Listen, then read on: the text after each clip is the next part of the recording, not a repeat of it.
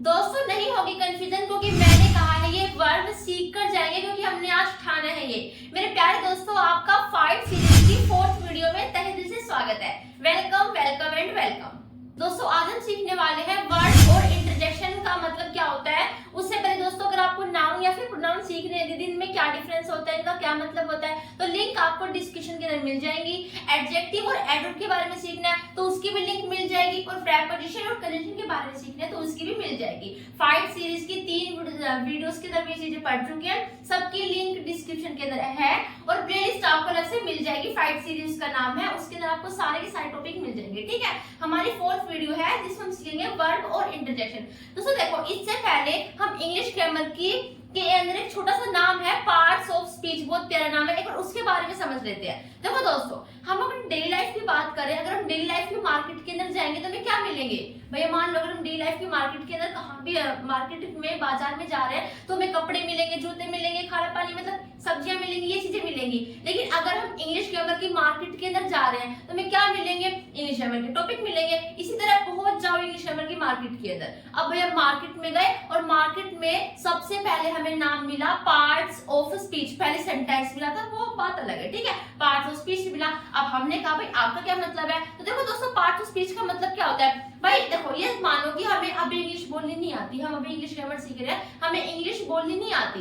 बस हमें ये पता है कि हम कहीं पर गए हैं, वहां पर कोई इंसान इंग्लिश बोल रहा है, स्पीच दे रहा है, भाषण दे रहा है। वो भाषण पता है किसमें, वो भाषण इंग्लिश में है। ठीक है, अब वो इंग्लिश में भाषण दे रहा है तो इंग्लिश के सेंटेंस यानी कि वाक्य बोल रहा होगा, और वही इंग्लिश का सेंटेंस मैं लाई और मैंने एक यहाँ पे लाके खड़ा कर दिया। ठीक है, दोस्तों देखो वो हमारी स्पीच ही है ना, उसने स्पीच दी ना, बस उस स्पीच के अंदर सेंटेंस से, तो जो मैं एक सेंटेंस लाई हूँ या तो फिर मैं उस सेंटेंस को या स्पीच कहूँ, बात एक ही है। ठीक है, अब उस सेंटेंस जो उसने बोला है ना, उसके अंदर जो पार्ट्स हैं, जो शब्द लिखे हुए हैं, उनका नाम क्या है, उसे ही हम इंग्लिश ग्रामर की भाषा में पार्ट्स ऑफ स्पीच कहते हैं। मान लो मैं इंग्लिश का कोई भी सेंटेंस ले आई और मैंने यहाँ पे लाके खड़ा कर दिया, उस सेंटेंस के अंदर जो शब्द लिखे होते हैं ना, उन शब्द का हम नाम क्या रखें, उन शब्द का नाम क्या है, उसी को इंग्लिश ग्रामर की भाषा में पार्ट्स ऑफ स्पीच कह देते हैं। ठीक है, सेंटेंस यानी कि स्पीच, स्पीच के पार्ट, स्पीच के भाग। अब दोस्तों ये माना जाता है, इंग्लिश वाले भैया बताते हैं ये कि जो पार्ट्स ऑफ स्पीच होते हैं ना इंग्लिश ग्रामर के अंदर, पार्ट्स ऑफ स्पीच हमारे 8 होते हैं, यानी कि 8 को डाला गया है। कौन कौन से,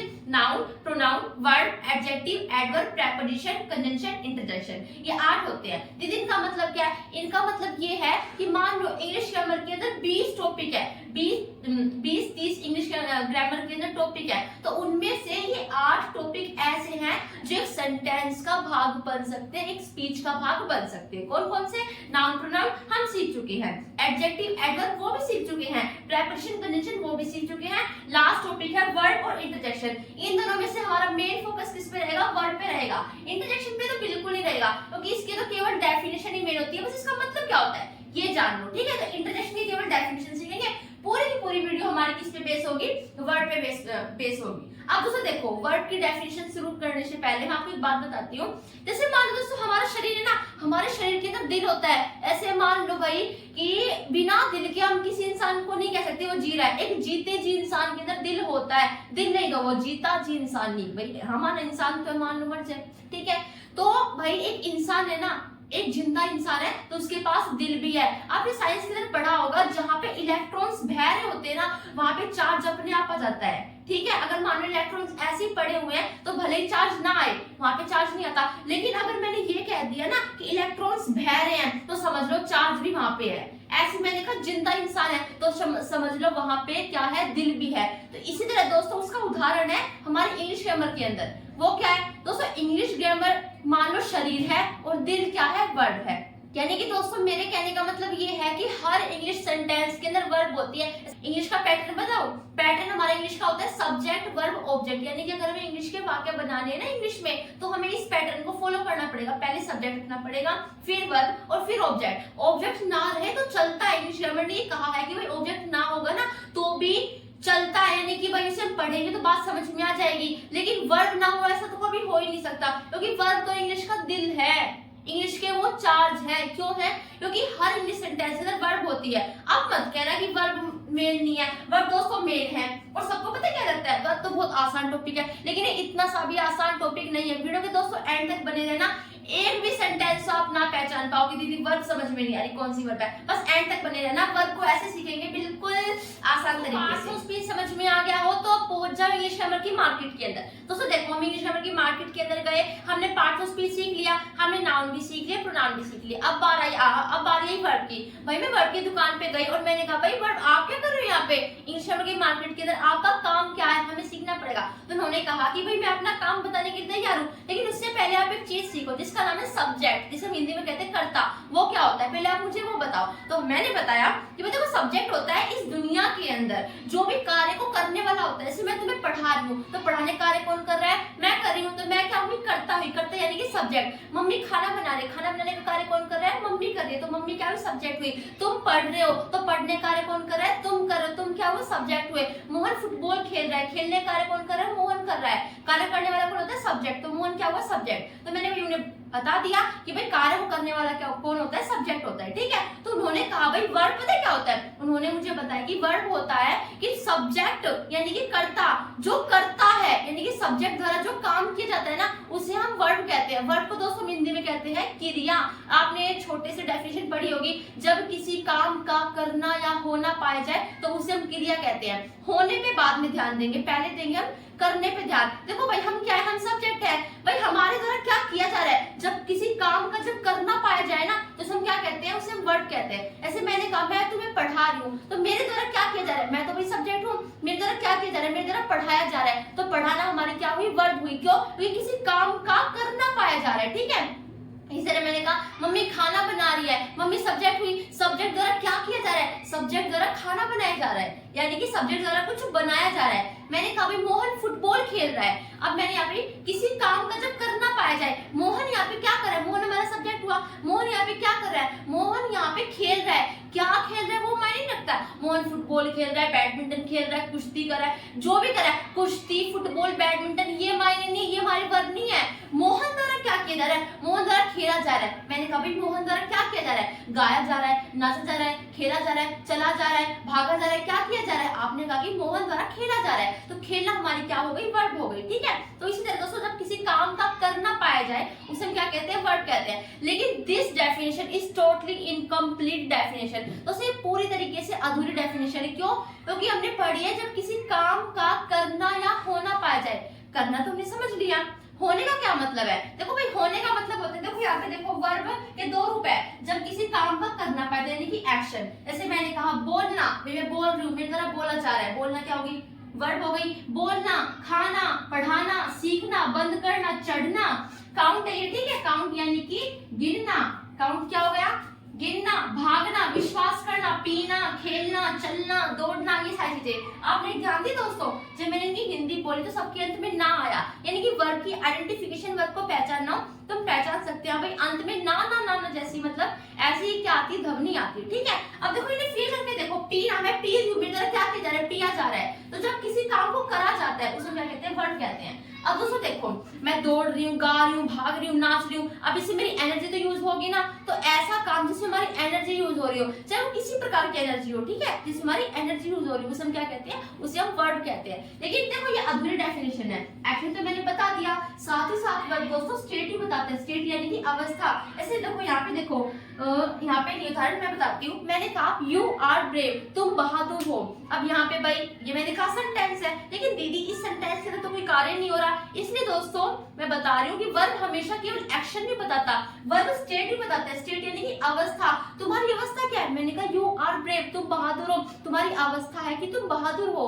आई एम अ स्टूडेंट, मैं विद्यार्थी हूँ, मेरी अवस्था क्या है कि मैं विद्यार्थी हूँ। शी इज एन इंजीनियर, वह एक इंजीनियर है, उसकी विशेषता क्या है कि वो इंजीनियर है, ठीक है। तो ये वर्ब साथ साथ अवस्थाएं बताती है कि कौन कोई चीज किस अवस्था में है, ठीक है। तो अवस्थाएं बताती है, ये एक्शन बताती है। जैसे देखो यहाँ पे द कैट इज स्लीपिंग, बिल्ली सो रही है, सोने कार्य कौन करे, बिल्ली करे, कार्य करने वाला कौन होता है, सब्जेक्ट। तो कैट हमारा क्या हो गया, सब्जेक्ट हो गया। अब कैट यानी कि सब्जेक्ट द्वारा क्या किया जा रहा है, सब्जेक्ट द्वारा सोया जा रहा है। जो सब्जेक्ट होता है इसके द्वारा किया क्या जा रहा है, दौड़ा जा रहा है, भागा जा रहा है, खेला जा रहा है, उसको हम क्या कहते हैं, उसे हम वर्ब कहते हैं। और साथ ही साथ ये अवस्थाएं बताती है, ओके। देखो भाई अब कैट द्वारा क्या किया जा रहा है, सोया जा रहा है, तो सोना हमारी क्या हो गई, एक वर्ब हो गई। The peon opens the door, peon ने दरवाजा खोला। भाई पियोन ने क्या खोला, दरवाजा खोला, कुछ भी खोला, ये मायने नहीं रखता।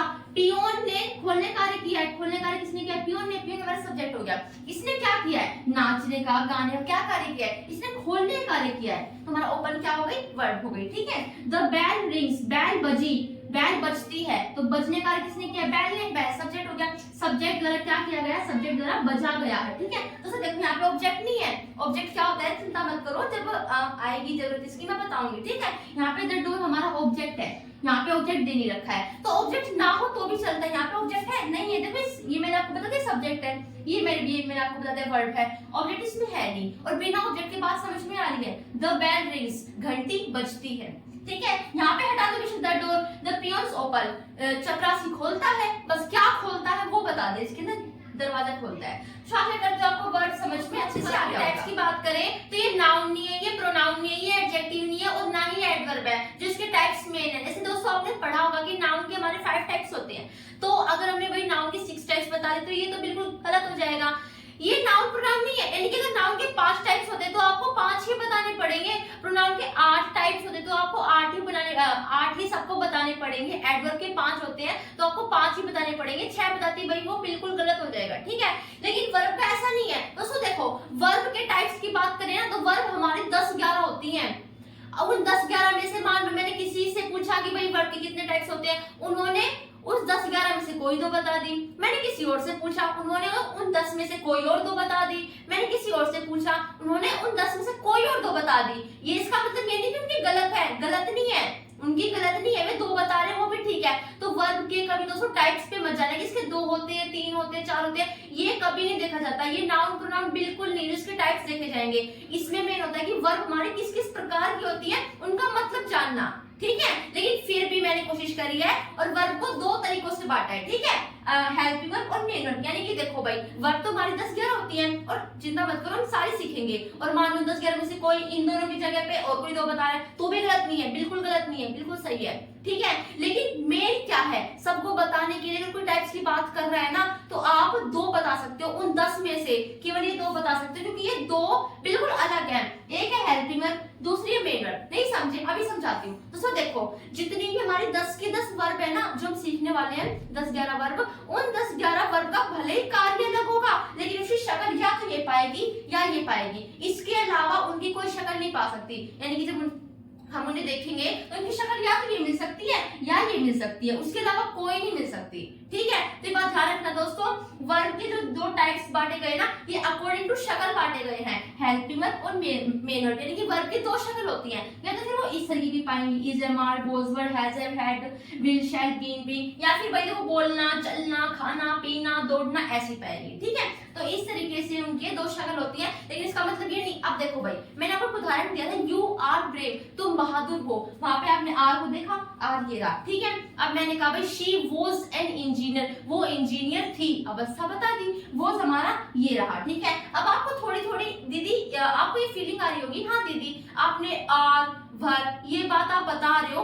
यानी कि अरे ये सारी चीजें अवस्था बता रही है, यानी कि ये ऐसी वर्ब है जो स्टेट यानी कि अवस्था बताती है, और ये ऐसी वर्ब है स्पीक, चलना, बोलना, खाना, पीना, इसमें एक्शन, एनर्जी यूज हो रही है, यानी कि ये हमारी कुछ मतलब ये हमारी पूरी एक्शन की हुई। लेकिन दोस्तों ऐसा बिल्कुल नहीं है, मतलब ये मत सोचना कि ये हमेशा स्टेट के लिए आती है, नहीं, इनकी अगर मैंने आपको शक्ल बताई है, यानी कि हेल्पिंग वर्ब की शक्ल ऐसी होती है, मेन वर्ब की शक्ल ऐसी होती है, लेकिन इसका मतलब ये नहीं है कि ये हमेशा स्टेट बताती है और ये हमेशा क्या बताती है, एक्शन बताती है, नहीं।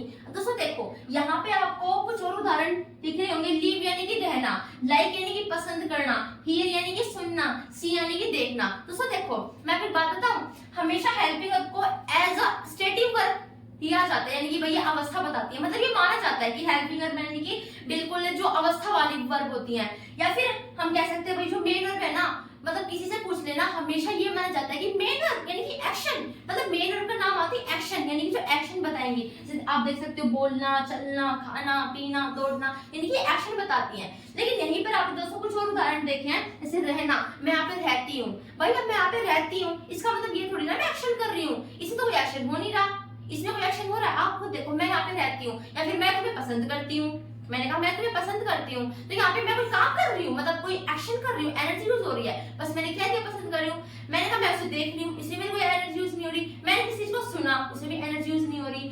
हालांकि मैंने अभी कहा कि मेन वर्ब सब माना जाता है कि मेन वर्ब यानी कि एक्शन, ठीक है, ये माना जाता है और इसमें ही ये उदाहरण भी है और ये उदाहरण बिल्कुल सही है। तो हमेशा नहीं है, हमेशा ये नहीं चलता कि मेन वर्ब एक्शन बताता है। आप गूगल पे जाके भी देखोगे ना तो मेन वर्ब में ये आएगा जो एक्शन भी बताए, जो स्टेट यानी कि थोड़ी अवस्थाएं बताए, ये पता है ये थोड़ी थोड़ी अवस्थाएं बताती हैं, लेकिन ज्यादा फोर्स इनका किस पे रहता है, एक्शन पे रहता है। मेन वर्ब एक्शन बताती है, बिल्कुल सही बात है, लेकिन इनके अंदर कुछ ऐसी वर्ब भी हैं जो एक्शन नहीं करती, जो बिल्कुल सिंपल है। जैसे आपने ये देखी ना कि कोई एक्शन कर रही है, ये नहीं कर रही है एक्शन, तो मेन वर्ब एक्शन भी बताती है और बिल्कुल सिंपल जो स्टेट होती है, जो अवस्था होती है उसे ही बताती है। लेकिन ज्यादा फोकस किस पे रहता है, ज्यादा फोकस किस पे रहता है, ज्यादा फोकस रहता है एक्शन पे, ठीक है। इसलिए हम मेन वर्ब को भाई जो एक्शन बता रही है ये हम कह सकते हैं, लेकिन स्टेट बता रही है ये अगर कोई कह रहा है तो आप उसे गलत मत कहना, ओके। तो शक्ल के अकॉर्डिंग ऐसी शक्ल होंगी, देखो ऐसी शक्ल होंगी या तो फिर ऐसी शक्ल होंगी, जिसे हम कहते हैं हेल्पिंग वर्ब और मेन वर्ब।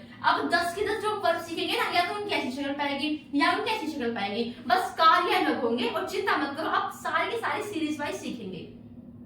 दोस्तों टाइप से पहले ये टॉपिक बहुत ज्यादा मेन है, वर्ब के बारे में पहले से सीखो। दोस्तों देखो वर्ब तो हमने सीख लिया, भाई क्या होता है। दोस्तों इंग्लिश ग्रामर के अंदर वर्ब की 5 फॉर्म होती है, आपने देखा होगा, आपने भाई अपनी गाइड्स के अंदर देखा होगा, ऐसे बहुत सारी वर्ब लिखी होती है, first form, second form, third form, fourth form, fifth form, ऐसे लिखी होती है ना। तो इसी तरह दोस्तों वर्ब की हमारी 5 फॉर्म होती है। जब हम छोटे होते हैं तो हमें केवल 3 सिखाई जाती है, लेकिन जब हम बड़े हो जाते हैं तो हमें पता चल जाता है कि इसकी 5 फॉर्म है, ठीक है। अब उनके नाम क्या है, कुछ नाम नहीं है, 1 2 3 4 5 ऐसे इनकी फॉर्म होती है, ठीक है दोस्तों। ये पता है दोस्तों ये वर्ब की फॉर्म कहाँ पे काम आती है, ये टेंसेस के अंदर ही काम आती है। आपने टेंसेस शब्द सुना होगा इंग्लिश ग्रामर के अंदर किसी के मुंह से कि भाई हाँ टेंसेस बहुत ज्यादा मेन है इंग्लिश ग्रामर के लिए, अगर आपको इंग्लिश बोलनी है तो टेंसेस बहुत ज्यादा मेन है। और ये बात बिल्कुल सच है, टेंसेस तो मान लो इंग्लिश ग्रामर की, मतलब ये भी वर्ब तो नहीं, लेकिन हाँ सेकंड पोजीशन पे आते हैं, बहुत ज्यादा इंपॉर्टेंट अपना रोल प्ले करते हैं इंग्लिश ग्रामर के अंदर, ठीक है। दोस्तों देखो मैं आपको ये कहूं ना एक बात कि टेंसेस को वर्ब की फॉर्म कह सकते हैं, तो ये बात बिल्कुल सच है। क्यों? क्योंकि मान लो कहीं पे वर्ब लिखी होगी ना, उस वर्ब को देख के बता सकते हैं कि कौन सा टेंस है, तो टेंसेस को वर्ब की फॉर्म्स भी कह सकते हैं। और ये वर्ब की फॉर्म्स है, मैं आपको क्या सिखा रही हूँ, वर्ब की फॉर्म सिखा रही हूँ, और यही वर्ब की फॉर्म्स टेंसेस के अंदर बहुत ज्यादा काम आती है। कैसे काम आती है, ऐसे देखो भाई आपको पता होगा, नहीं पता तो मैं बता देती हूँ। टेंसेस का मतलब क्या होता है, टेंसेस दोस्तों बताती है समय को, जैसे कोई वर्तमान का समय है, कोई बीता हुआ समय है, कोई समय आएगा, इस समय को कौन बताती है, टेंसेस बताती है। खुले में नहीं बता सकती मैं आपको, अभी शॉर्ट में बता रही हूँ, ठीक है। टेंसेस का मतलब हम टाइम ले सकते हैं, ओके। अब देखो भाई मान लो कहीं पे फर्स्ट फॉर्म है, कहीं पे वर्ब की आपको फर्स्ट फॉर्म मिली, तो उसका मतलब है कि टेंस प्रेजेंट है। टेंस प्रेजेंट का मतलब वर्तमान का टेंस है। कहीं पे आपको वर्ब की सेकंड फॉर्म मिली तो यानी कि टेंस पास्ट है। दीदी वर्ब की फॉर्म समझ में नहीं आई, समझाती हूँ। जैसे मैंने एक वर्ब कहा जाना, मैं जा रही हूँ, मेरे द्वारा जाया जा रहा है, जाना क्या होगी, एक वर्ब हो गई, ठीक है। तो वो हमारी वर्ब की फर्स्ट फॉर्म है, वो हमारी क्या होगी फर्स्ट। सेकंड होगी इसकी वेंट, सेकंड क्या होगी वेंट। थर्ड क्या होगी गोन, गो वेंट गोन। फोर्थ क्या होगी गोइंग, फोर्थ क्या होगी हमारी गोइंग। और फिफ्थ क्या होगी गोज, ठीक है। ये हमारी फॉर्म होती है। ऐसे मान लो मैंने कहा कि मैं जाती हूँ, तो मैं कहूंगी आई गो, क्योंकि जाती हूँ वर्तमान की बात करी हूँ। मैंने कहा मैं गई, यानी कि भूतकाल की बात हो गई, भूतकाल की बात यानी कि पास्ट, तो मैं कहूंगी आई वेंट, ठीक है। ऐसे ही हम गोन लगाते हैं, जैसे मैंने कहा मैं जा रही हूँ, तो मैं कहूंगी आई एम गोइंग, मुझे एम लगाना पड़ेगा, सारा टेंस का केस है, ठीक है। बस मैं आपको बता रही हूँ भाई कि मान लो कहीं पे सेकंड फॉर्म ऐसे कि आपको वेंट मिल जाए, तो यानी कि बात बीती हुई है। कहीं पे आपको थर्ड मिल जाए, कहीं पे मान लो आपको थर्ड फॉर्म मिल जाए, जैसे आपको गोन मिल जाए, तो यानी कि बात बहुत पहले की, यानी कि बात पास्ट से भी पास्ट की है, जो पास्ट का भी पास्ट होता है। ऐसे मैंने कहा भाई कि हाँ डॉक्टर के आने से पहले मरीज मर गया, दोनों काम हमारे हो गए, डॉक्टर भी आ लिया और मरीज भी मर गया, लेकिन दोनों का पास्ट में सबसे पहले कौन सा हुआ था, सबसे पहले मरीज मरा था, फिर डॉक्टर आया था। माना तो ये हमारा पास्ट है, इस साइड पास्ट है, ठीक है। पास्ट में डॉक्टर भी आ गया और मरीज भी मर गया, लेकिन पहले मरीज मरा, ठीक है। तो ये तो हमारा होता है पास्ट, और ये होता है हमारा पास्ट पार्टिसिपल। क्या होता है पास्ट पार्टिसिपल, ठीक है। जो पास्ट का भी पास्ट हो, बिल्कुल सबसे पहले वाला भूतकाल, जो सबसे पहले बीता हो, ठीक है। तो उसमें हम किसका यूज करते हैं, थर्ड फॉर्म का।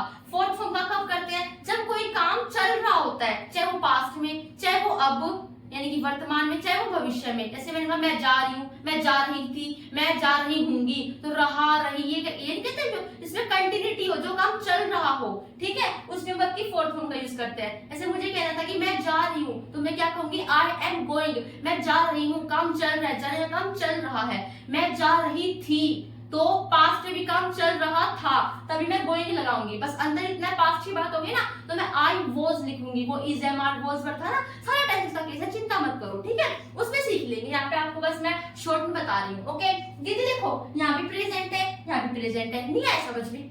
अभी समझाती हूँ। देखो भाई, मैंने कहा था, जैसे मैं आपके सामने कहती हूँ कि हम जाते हैं, तो यहाँ पे भाई हम जाते हैं वर्तमान की बात है, यानी कि मैं इस फॉर्म का यूज करूंगी। हम की इंग्लिश क्या होगी? वी, तो मैं कहूंगी वी गो, हम जाते हैं, वी गो, ठीक है। तो मैंने यहाँ पे ऐसे यूज कर लिया। लेकिन अब मैं कह रही हूँ हम जाते हैं, ये नहीं कह रही, मैं कह रही हूँ कि वह जाता है। वह की इंग्लिश ही, तो ही के साथ गो नहीं लगाएंगे, ही के साथ हम गोज लगाएंगे, ये रूल है। देखो भाई, ये फिफ्थ फॉर्म भी प्रेजेंट यानी कि वर्तमान के लिए यूज होती है, ये फर्स्ट फॉर्म भी वर्तमान के लिए यूज होती है। लेकिन ये जब यूज होगी ना, तो ये एक ऐसे पर्सन के साथ यूज होगी जो पर्सन हमारा क्या हो? बहुवचन हो, प्लूरल हो। जैसे मैंने कहा हम जाते हैं, हम में तो बहुत सारे आ गए, हमें बहुत सारे आ गए, वर्तमान की बात है, किसका यूज करें? अब दीदी आपने कहा हम, यानी कि बहुत सारे हैं, तो आप यूज करो गो का, तो मैं कहूंगी वी गो। लेकिन अब हम की जगह जो पर्सन था ना, हम की जगह मैंने वह कह दिया, वह जाता है, तो वह आ गया तो ही लगेगा। वह यानी कि एक है, एक यानी कि सिंगुलर है, तो हम किसका यूज करेंगे? He goes. ही गो नहीं कह सकते, बिल्कुल गलत होगा, ठीक है। तो सर इतना, ये भी प्रेजेंट के लिए, ये भी प्रेजेंट के लिए।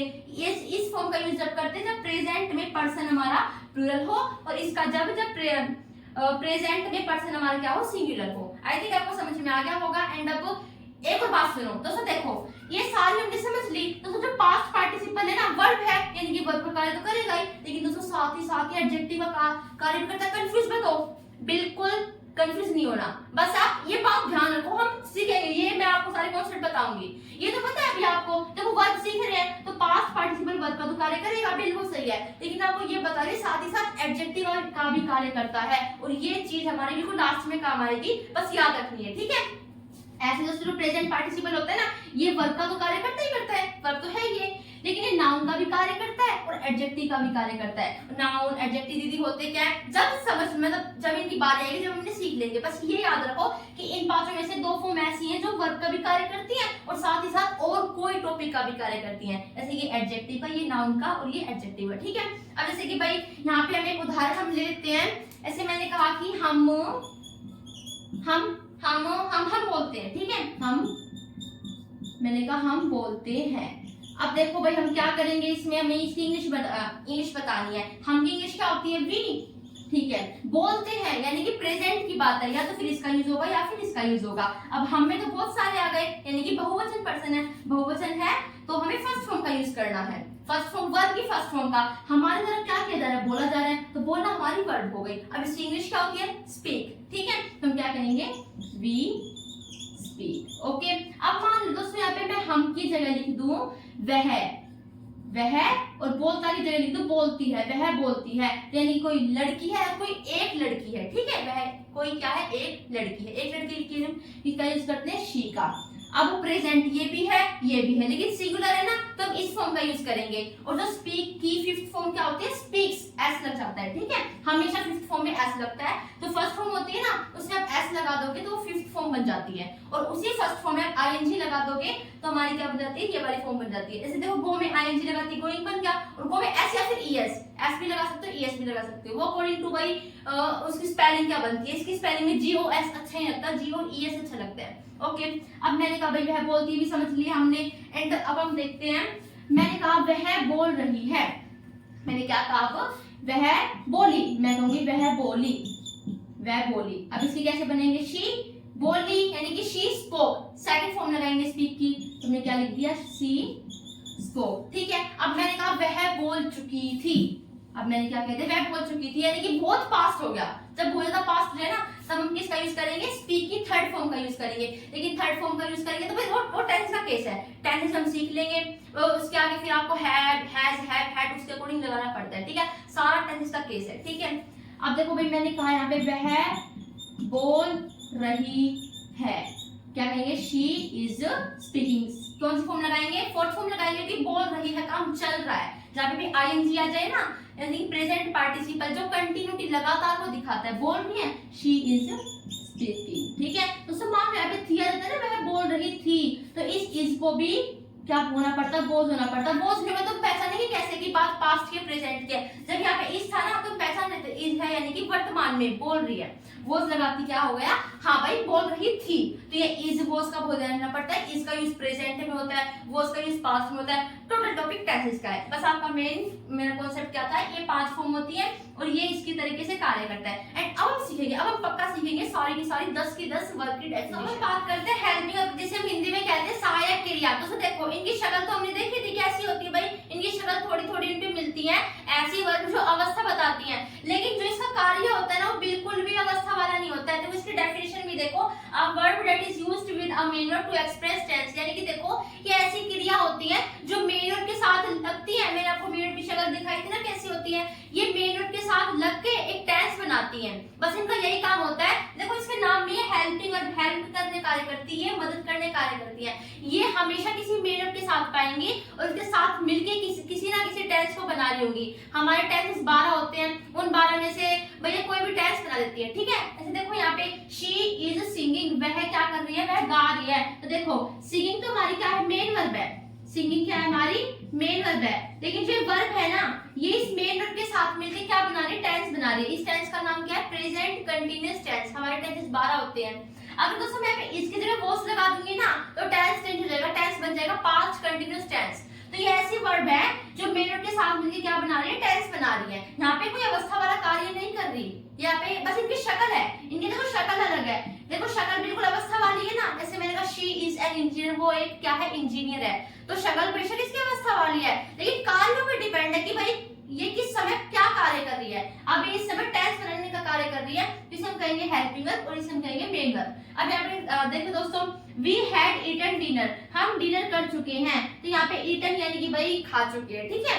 अब ईटन के साथ हमने हैड लगा दिया, ठीक है। तो यानी कि इसका मतलब है ये हैड मेन वर्ब के साथ मिलके टेंस बना रहा है, जिसका नाम है पास्ट परफेक्ट टेंस। अगर यहाँ पे मैं हैड की जगह हैव लगा दूंगी ना तो बन जाएगा प्रेजेंट परफेक्ट टेंस, ठीक है। तो ये जो ये हेल्पिंग वर्ब होती है ये मेन वर्ब के साथ मिलकर क्या बनाने का कार्य करती है, टेंस बनाने का कार्य करती है, हमेशा याद रखना, ओके ठीक है। अब आगे देखो दोस्तों, मेन वर्ब क्या होती है, इसे हम कहते हैं मुख्य क्रिया। इनका काम क्या होता है भाई जो एक्शन को शो करे, जो एक एक्शन यानी कि जिसमें हमारी एनर्जी यूज हो, ऐसे काम बताए। लेकिन इनके अंदर कुछ ऐसी वर्ब भी आती है जो एनर्जी वाले कार्य नहीं करती है। आपको दिखाई दे ना, सुनना, देखना, रहना, ये वाली, okay.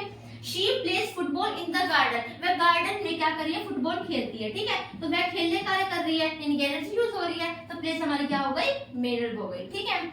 She has been dancing for 2 hours, वह क्या 2 घंटे से डांस कर रही है, ठीक है। तो यहाँ पे देखो डांस कर रही है, तो डांस करने कार्य कर रही है, हमारी क्या हो गई, मेन वर्ब हो गई, ठीक है। हैज बीन हमारी मेन वर्ब नहीं है, हैज बीन हमारी हेल्पिंग वर्ब है। क्यों, क्योंकि ये इस मेन वर्ब के साथ मिलकर टेंस बना रही है, जिसका नाम है प्रेजेंट परफेक्ट कंटीन्यूअस टेंस। आपको टेंस नहीं आते चिंता मत करो, कोई भी मतलब अभी कोई जरूरत नहीं है, बाद में सीख लेना। बस ये सीख लो कि हाँ इनकी ये मेन वर्ब के साथ मिलकर टेंस बनाती है और ये एक्शन बताती है। Okay, linking verb. अब दीदी ये कौन सी होती है, कुछ भी नहीं होती। देखो इसके नाम में देखो लिंकिंग वर्ब, यानी कि जो लिंक करने कार्य करे। लिंक क्या होता है, जोड़ने कार्य करे, ये जोड़ने का ही कार्य करती है। जैसे हमने पढ़ी थी you are brave, she is an engineer, उन्हीं के अंदर हमारी लिंकिंग वर्ब थी। अभी कोई इतनी बड़ी डेफिनेशन पढ़ने की कोई जरूरत नहीं है, और कभी आराम से बैठो तो पढ़ लेना, मैं आपको बता दूं, ठीक है। अब इसमें क्या होता है, तो देखो ऐसी वर्ब जो सब्जेक्ट को सेंटेंस का जो दूसरा पार्ट होता है ना उससे जोड़ दे, उस बात को लिंक कर दे, यानी बातें जो है बिल्कुल लिंक जोड़ दे, उसे हम क्या कहते हैं, उसे हम लिंकिंग वर्ब कहते हैं। दीदी पहचानेंगे कैसे, चिंता मत करो, पहचान भी लोगे। देखो भाई यहाँ पे आप उदाहरण देखो, the sky is blue, blue. अभी तक हमने 2 वर्ब सीखी हैं, क्या ये हेल्पिंग वर्ब है, नहीं है। हाँ हमारे इसमें शक्ल हेल्पिंग जैसे, लेकिन कार्य नहीं कर रही, क्योंकि हेल्पिंग वर्ब तो मेन हेल्पिंग वर्ब तो टेंस बनाती है मेन वर्ब के साथ, इसमें तो मेन वर्ब है ही नहीं, तो यानी कि इसमें हेल्पिंग वर्ब नहीं है, हेल्पिंग वर्ब भी नहीं है, क्योंकि हेल्पिंग वर्ब तो हमेशा मेन वर्ब के साथ आएगी और टेंस बनाएगी, तो यानी कि यहाँ पे हेल्पिंग वर्ब नहीं है। अब मेन वर्ब भी नहीं है, मेन वर्ब का काम क्या होता है, एक्शन बताना। भाई आसमान नीला है, इसमें कौन सा एक्शन हो रहा है, बस मैं तो आपको बता रही हूँ कि आसमान नीला है, तो कोई एक्शन नहीं हो रहा, यानी कि मेन वर्ब भी नहीं है, ठीक है। ये दीदी लिंकिंग वर्ब कैसे है, अब देखो भाई मैंने कहा आसमान नीला है, ठीक है, जो आकाश है वो नीला है। अब देखो भाई स्काई, क्या स्काई भी ब्लू है, देखो भाई आसमान नीला है। देखो पहचानना कैसे, आपको पहचानने की मैं एक बढ़िया सी ट्रिक बता रही हूँ, ये देख लो। देखो मैंने कहा आसमान नीला है, आपको क्या करना है, जो आपको वर्ब दिखे ना, आपको ये देखना है कि जो सब्जेक्ट है ना और जो वर्ब के बाद है, अगर वो दोनों चीजें एक ही है ना, तो यानी कि उनके बीच में जो वर्ब है लिंकिंग वर्ब है। फिर से समझो, वर्ब से पहले जो सब्जेक्ट है आपको आपको ये देखना है कि जो वर्ब से पहले सब्जेक्ट है वो वर्ब के बाद जो भी शब्द है वो दोनों चीजें अगर एक ही है तो यानी कि उनके बीच में जो वर्ब है ना वो हमारी लिंकिंग वर्ब है। ऐसे मैंने कहा आई एम कनिष्का, मैं कनिष्का हूँ, ठीक है, तो मैं ही कनिष्का हूँ, देखो बीच में एम है, एम से पहले आई है, क्या आई ही कनिष्का है? आई और कनिष्का बराबर है, वो देखो कभी मैथ में एलएचएस इक्वल आरएचएस, तो ऐसा ही कॉन्सेप्ट यहाँ पे समझ लो। मैंने दोस्तों आपसे कहा कि यहाँ पे अपनी पेन ले लेते हैं मार्कर, मैंने कहा दोस्तों आई एम कनिष्का, मैं कनिष्का हूँ, ठीक है, मुझे यहाँ पे पहचान नहीं कौन सी वर्ब है, ठीक है।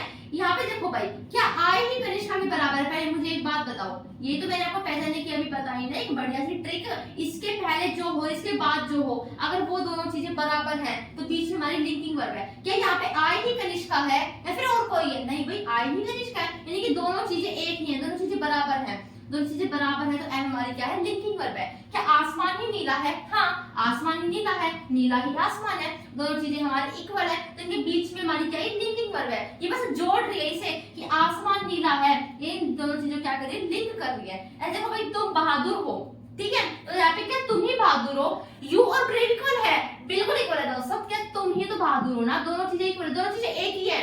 यहाँ पे यू ही ब्रेव है और ब्रेव ही यू है, यहाँ पे ब्लू ही स्काई और स्काई ही ब्लू है, यहाँ पे आई ही कनिष्का, कनिष्का ही आई है, ठीक है, तो यहाँ पे दोनों चीजें एक ही हैं, और जब दोनों चीजें एक ही हो ना तो इनके बीच में जो भी वर्ब होगी उसे हम क्या करेंगे? लिंकिंग वर्ब करेंगे, ठीक है। वही इसमें लिखा हुआ है, कनेक्ट करती है सब्जेक्ट, एक सेंटेंस का जो सब्जेक्ट है ना उसे जोड़ देती है, कोई भी नाउन हो सकता है, वो कोई वो प्रोनाउन हो सकता है, ये या तो फिर नाउन हो सकता है, प्रोनाउन भी हो सकता है, एडजेक्टिव भी हो सकता है, दैट डिस्क्राइब और rename the subject. Rename the subject यानी कि देखो भाई, मैं यहाँ पे देखो मैं ही कनिष्का हूँ ना, बस यहाँ पे मेरी देखो हम नाम नहीं रखते हैं ऐसे भाई, हम क्या देते हैं हम अपने भाई बहनों का नाम रखते हैं, किसी का ढोलू भोलू ऐसे नाम नहीं रख देते हैं, तो इसी तरह ये नाम रख रखा है एक प्रकार से कि मैं यहाँ पे सब्जेक्ट का दूसरा नाम रख दिया कनिष्का, ठीक है, ये हमारा सब्जेक्ट है, सब्जेक्ट का दूसरा नाम रख दिया ब्रेव, ठीक है, यहाँ पे स्काई का दूसरा नाम रख दिया कि वो क्या है? ब्लू है, ठीक है, तो रीनेम यानी कि दोबारा सब्जेक्ट को लिया है। देखो हमारा आसमान नीला है, दोनों चीजें बराबर है, मैं कनिष्का हूँ, दोनों चीजें बराबर है, तो सब्जेक्ट देखो भाई, दैट डिस्क्राइब जो डिस्क्राइब करते हैं, वर्णन करते हैं, या फिर हम कह सकते हैं फिर से हम सब्जेक्ट को ले आए हो, यहाँ पे मैं तो कनिष्का हूँ, तो यहाँ पे देखो आई हमारा सब्जेक्ट था, जो दूसरा वाला हिस्सा है ना हम फिर से सब्जेक्ट को ले आए हो, दोनों चीजें ऐसे हैं, हम इसे रिलेट करते हैं, ओके, लिंक करने कार्य करती है, जोड़ने कार्य करती है, ठीक है। अब दीदी मॉडल वर्ब क्या होती है? तो देखो मैंने भी आपको क्या कहा था कि वर्ब हमारी दो तरीके की होती है, कौन कौन सी होती है? हेल्पिंग वर्ब और मेन वर्ब, और सारी की सारी जितनी हम पढ़ेंगे उनकी शक्ल ऐसी पाएंगी, केवल इसे छोड़ के।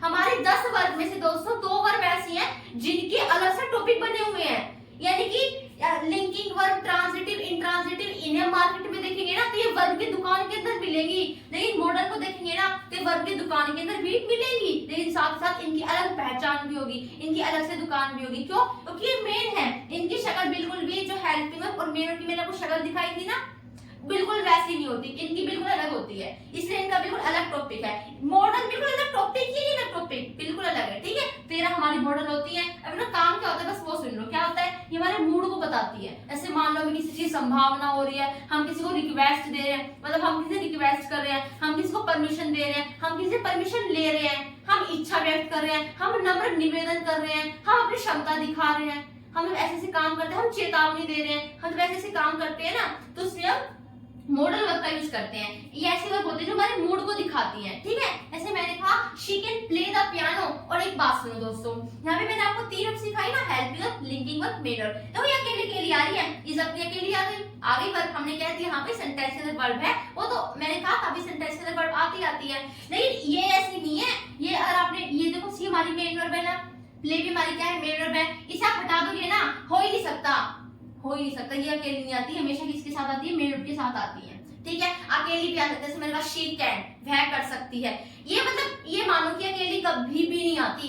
आपने पढ़ा होगा, नहीं पढ़ा तो मैं आपको बता देती हूँ, हमेशा मॉडल वर्ब के बाद देखो हमारी कैन हमारी मॉडल वर्ब है, कैसे है देखो, she can play the piano, वह पियानो खेल सकती है, ठीक है। तो उसके अंदर क्या है? क्षमता है, एबिलिटी है, ठीक है। कैन का मतलब है सकना, तो उसके अंदर ये एबिलिटी है कि वो पियानो को खेल सकती है। तो कैन के बाद जो हमारी मेन वर्ब है उसकी फर्स्ट फॉर्म है, ये 5 फॉर्म होती है, उसमें से मैंने यहाँ पे फर्स्ट लगा रखी है, ठीक है।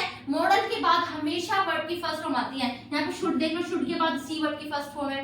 ये कभी अकेली आएंगी, मतलब अकेली शुड क्या नहीं आ सकता, इनके बाद हमेशा मेन वर्ब पाएगी।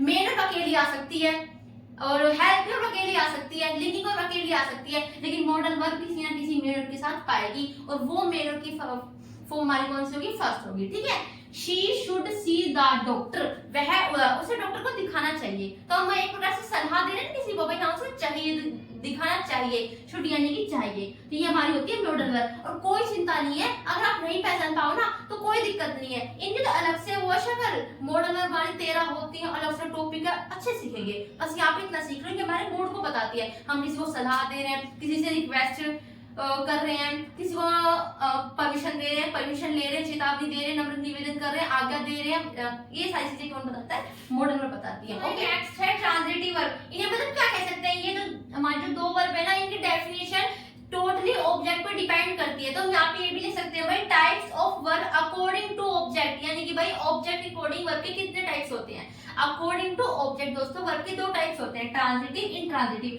अब ये इन्हें सीखने से पहले हमें पहले जाने दीजिए ऑब्जेक्ट किस बला का नाम है। आपको शुरू में बताया था ना कि सब्जेक्ट का पैटर्न क्या होता है, सब्जेक्ट का पैटर्न नहीं, सेंटेंस का पैटर्न क्या होता है, सब्जेक्ट वर्ब ऑब्जेक्ट। अभी ऑब्जेक्ट किस बला का नाम होता है। सो देखो हमने वो नहीं सुने, हमने अपोजिट वर्ड जो होते हैं विपरीतार्थक शब्द, जैसे मैंने कहा ऊंचा नीचा, दिन रात, आगे पीछे, इसी तरह दोस्तों सब्जेक्ट ऑब्जेक्ट होते हैं। सब्जेक्ट के बिल्कुल अपोजिट होता है ऑब्जेक्ट। सब्जेक्ट जो कार्य कर रहा होता है ना, सब्जेक्ट क्या करता है, हमेशा कार्य करता है। सब्जेक्ट जो भी कार्य कर रहा होता है उसका प्रभाव किस पे पड़ रहा है, उसे हम क्या कहते हैं, ऑब्जेक्ट कहते हैं। ठीक है दोस्तों, लिंकिंग वर्ब में कभी भी ऑब्जेक्ट नहीं होता है। मैंने कहा सब्जेक्ट ऑब्जेक्ट बिल्कुल अलग होते हैं। सब्जेक्ट कभी भी ऑब्जेक्ट हो ही नहीं सकता और ऑब्जेक्ट कभी भी सब्जेक्ट हो ही नहीं सकता। सब्जेक्ट जो कार्य करेगा उसका प्रभाव ऑब्जेक्ट पे पड़ता है। और लिंकिंग वर्ब के अंदर हमने क्या सीखा था कि जो वर्ब से पहले क्या होता है सब्जेक्ट, और जो वर्ब के बाद होता है वो दोनों एक ही चीज होती है, एक ही चीज होती है ना। तो दोस्तों हमेशा ध्यान रखना, लिंकिंग वर्ब के अंदर कभी भी ऑब्जेक्ट नहीं होता है। लिंकिंग वर्ब के अंदर हमेशा लिंकिंग वर्ब के बाद सब्जेक्ट कॉम्प्लीमेंट होता है। जैसे मैंने क्या कहा था, यू आर ब्रेव, तुम बहादुर हो। तो यहाँ पे तो ब्रेव को ऑब्जेक्ट नहीं कह सकते क्योंकि ब्रेव ही तो यू है, यू हमारा सब्जेक्ट है। तो देखो भाई यू हमारा सब्जेक्ट है, यहाँ पे सब्जेक्ट ही ब्रेव है। ब्रेव बिल्कुल भी दोस्तों ऑब्जेक्ट नहीं है, क्योंकि ऑब्जेक्ट तो सब्जेक्ट के बिल्कुल अपोजिट होता है, लेकिन यहाँ पे ब्रेव ही यू है, यू ही ब्रेव है। तो यहाँ पे ब्रेव पता है हमारा क्या कहलाएगा, ब्रेव हमारा कहलाएगा सब्जेक्ट कॉम्प्लीमेंट। लिंकिंग वर्ब के अंदर कभी भी ऑब्जेक्ट नहीं होता है, सब्जेक्ट कॉम्प्लीमेंट होता है। सब्जेक्ट कॉम्प्लीमेंट का क्या अंतर, क्या मतलब है दीदी, तो इसका मतलब क्या होता है, सब्जेक्ट कॉम्प्लीमेंट, कॉम्प्लीमेंट यानी कि कंप्लीट, पूरा, सब्जेक्ट यानी कि कर्ता, जो कर्ता को पूरा करता है। मैंने कहा तुम बहादुर हो, तुम्हारी, तुमको पूरा करा है कि तुम बहादुर हो, तुम्हारी और बातें बताती है। देखो यू आर ब्रेव, तुम बहादुर हो, तो यू के बारे में बताया कि वो बहादुर है। तो सब्जेक्ट के बारे में कोई बात बताइए, सब्जेक्ट को पूरा किया है, सब्जेक्ट का पूरक है। तो ब्रेव क्या हो गया, सब्जेक्ट कॉम्प्लीमेंट। ब्लू भी हमारा क्या है, सब्जेक्ट कॉम्प्लीमेंट। कनिष्का भी हमारा क्या था, सब्जेक्ट कॉम्प्लीमेंट। ओके, तो लिंकिंग वर्ब के अंदर कभी भी ऑब्जेक्ट नहीं होता है, क्योंकि दोनों चीजें क्या होती है उसमें इक्वल होती हैं, और सब्जेक्ट ऑब्जेक्ट कभी भी इक्वल नहीं होते हैं। लेकिन लिंकिंग वर्ब के अंदर तो दोनों चीजें इक्वल होती हैं, इसलिए कभी भी लिंकिंग वर्ब के अंदर क्या नहीं होता है, ऑब्जेक्ट नहीं होता है, ध्यान रखना। ओके, अब देखो भाई ऑब्जेक्ट क्या होता है, समझ लिया। अब यहाँ पे देखो ट्रांजिटिव वर्ब कौन सी होती है, ऐसी वर्ब जिसके पास ऑब्जेक्ट होता है, प्रेजेंस ऑफ ऑब्जेक्ट। साइंस के अंदर दीदी बहुत बड़ा है, presence of chlorophyll, absence of chlorophyll, presence of mitochondria, presence of east. आज हम साइंस सीखे जाएंगे, आज हम सच में सीखे जाएंगे साइंस, पहले इंग्लिश सीख लो। देखो भाई क्या होता है, ट्रांजिटिव वर्ब ऐसी वर्ब होती है, ऐसी वर्ब जिसके पास खुद का ऑब्जेक्ट होता है। ठीक है, जैसे मैंने कहा दे सोल्ड देयर कार, वे उन्होंने अपनी कार क्या है, बेच दी। ठीक है, तो यहाँ पे सोल्ड हमारी क्या है, वर्ब है, क्योंकि उन्होंने क्या कार्य किया, उन्होंने बेचने कार्य किया है, उनके द्वारा कार्य किया गया, वर्ब हो गई। अभी ऐसी वर्ब है जिसके पास उसका ऑब्जेक्ट है, क्योंकि जो बेचने कार्य किया है ना सब्जेक्ट ने, उसका प्रभाव कार पे पड़ा है। भाई सब्जेक्ट ने बेचा है, लेकिन क्या बेचा है, प्रभाव किस पे पड़ रहा है, प्रभाव कार पे पड़ा है, क्योंकि उसने कार को बेचा है ना। ठीक है, हमारे जो देयर कारण हमारा क्या हो गया, ऑब्जेक्ट हो गया। ठीक है, ये हमारा क्या है, ऑब्जेक्ट है। अब देखो यहाँ पे एक ऐसी वर्ब है जिसके पास ऑब्जेक्ट है, इसे हम ट्रांजिटिव वर्ब कह देंगे। ठीक है, लेकिन इसका मतलब ये नहीं कि सिर्फ मेन वर्ब नहीं कह सकते। देखो भाई मैंने कब कहा कि मेन वर्ब के पास ऑब्जेक्ट नहीं होता, मेन वर्ब तो एक्शन बताती है, उसका काम तो एक्शन बताना होता है, उसका तो ऑब्जेक्ट से कोई लेना देना है नहीं। भाई ऑब्जेक्ट हो या ना हो उसी का फर्क पड़ता है, वो तो केवल एक्शन बताती है। यहाँ पे एक प्रकार से एक्शन बताए जा रहे हैं, एक्शन बताए जा रहे हैं ना, तो ये मेन वर्ब क्यों नहीं हो सकती, हो सकती है। ये मेन वर्ब भी है, इसके पास इसका ऑब्जेक्ट है, तो ये ट्रांजिटिव भी है, लेकिन ये हेल्पिंग नहीं है, ये लिंकिंग नहीं है, ये मॉडल नहीं है। ठीक है, उगाया, तो मैंने उगाने कार्य किया है, हमारे ये क्या है, मेन वर्ब है, मेन वर्ब तो है ही, ठीक है। लेकिन साथ साथ ट्रांजिटिव भी है, क्यों? क्योंकि यहाँ पे इसका खुद का ऑब्जेक्ट है, मैंने क्या उगाया, जो उगाया ना मैंने, जो कार्य किया उसका प्रभाव किसे पड़ा है, आलू पे पड़ा है, ठीक है। मैंने कुछ आलू उगाए हैं, देन हमारा ये क्या हो गया, ऑब्जेक्ट हो गया, ठीक है। ऑब्जेक्ट यहाँ पे है तो हमारी कैसी वर्ब हुई, ट्रांजिटिव हुई, और मेन वर्ब तो है क्योंकि ऑब्जेक्ट हुआ है, नाउन मेन वर्ब से क्या मतलब, ट्रांजिटिव इंट्रांजिटिव को ऑब्जेक्ट से मतलब होता है, मेन वर्ब को नहीं होता, वो तो केवल अपना एक्शन बताती है, ओके। देखो भाई यहाँ पे अब्सेंस ऑफ ऑब्जेक्ट, ऐसे मैंने कहा बेबी इज स्लीपिंग, बेबी सो रही है, देखो भाई सोने का कौन कर रही है, बेबी, हमारा सब्जेक्ट हो गया, ओके। बेबी क्या कर रही है, सो रही है, हमारी वर्ब हो गई, कहीं दिख रहा है ऑब्जेक्ट नहीं है, तो हमारी क्या हो गई, ये इंट्रांजिटिव हो गई, और साथ ही साथ मेन वर्ब भी है, मेन वर्ब तो ये है, ओके। ही लाफ्ड लाउडली, वह जोर से हंसी, ठीक है। तो यहाँ पे देखो भाई ही लाफ्ड लाउडली, यहाँ पे लाउडली दोस्तों हमारा ऑब्जेक्ट नहीं है, समझना मेरी बात, ही वह, यहाँ पे लाउडली ऑब्जेक्ट, यहाँ पे हमारा लाउडली एडवर्ब है, ठीक है, ये बात ध्यान रखना। क्योंकि देखो हंसने की विशेषता है, वह हंसी, कैसे हंसी, हंसने की विशेषता है कि वो हंसा लाउडली गया है, तेज गया है, ठीक है। और जो हंसने की, हंसना क्या है, देखो वह हंसी, उसकी तरह हंसा गया, हंसना हमारी क्या हो गई, वर्ब हो गई, ठीक है। अब हंसने की विशेषता है कि वो लाउडली हुआ है, तेज हुआ है, और जो हंसने की विशेषता बताएगा वो हमारा एडवर्ब होगा, ठीक है। तो एडवर्ब है तो हमारा ये ऑब्जेक्ट तो है नहीं, ओके, ऑब्जेक्ट नहीं है तो हमारी कैसी वर्ब हुई है, इंट्रांजिटिव हुई, और मेन वर्ब तो है क्योंकि मेन वर्ब को ऑब्जेक्ट हो या ना हो नहीं उससे फर्क पड़ता, वो तो केवल एक्शन बताती है, यहाँ पे हर जगह एक्शन बताया गया, तो मेन वर्ब की थी, जहाँ पे ऑब्जेक्ट नहीं था उसे इंट्रांजिटिव कह दिया, और जहाँ पे ऑब्जेक्ट था उसे हमने ट्रांजिटिव कह दिया, ओके।